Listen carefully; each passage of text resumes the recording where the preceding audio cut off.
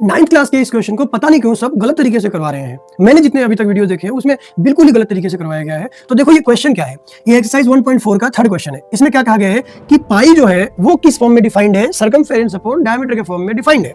तो ये तो एक तरीका से फ्रिक्शन दिख रहा है, जबकि पाई तो इरेशनल होता है। तो फिर इस कॉन्ट्राडिक्शन को आप कैसे समझाओगे या कैसे दूर करोगे?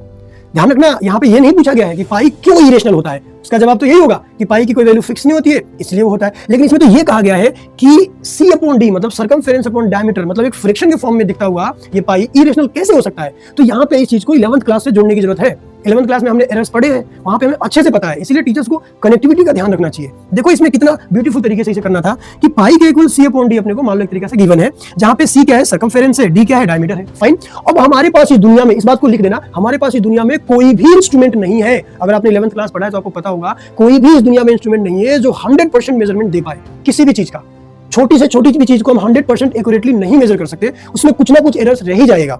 तो मान लो हमने C को मेजर किया, उसकी भी हम एग्जैक्ट वैल्यू मेजरमेंट की नहीं निकाल सकते, अप्रोक्सीमेट वैल्यू आई, डायमीटर की भी अप्रोक्सीमेट वैल्यू आई। इसीलिए जब इस साइड हम अप्रोक्सीमेट ले रहे हैं तो पाई भी क्या आएगा, अप्रोक्सीमेट ही तो आएगा। मतलब पाई की वैल्यू हम बता ही नहीं सकते एक्चुअली कि होती कितनी है। ठीक है, जब हम बता ही नहीं सकते ऐसे ही तो नंबर्स को हम क्या कहते हैं, इरेशनल नंबर्स कहते हैं। तो कॉन्ट्राडिक्शन इस तरीके से रिजॉल्व होना है। यहाँ पे हम ये जो C अपॉन D है ना, कोई एक्चुअली इंटीजर्स नहीं ले रहे हैं, यहाँ पे हम क्या ले रहे हैं, मेजरमेंट ले रहे हैं। ये दोनों मेजरमेंट्स हैं और ये कभी भी 100% आ ही नहीं सकते। कितना ब्यूटीफुल कॉन्सेप्ट है, 11th क्लास से जोड़ते हो। बच्चा जब 11th में जाके एरर्स पढ़ता है तो कहता है वाह हमारे टीचर ने कितना अच्छे से उस चीज को एक्सप्लेन किया था। तो इस क्वेश्चन को पता नहीं क्यों लोग गलत करवा रहे हैं।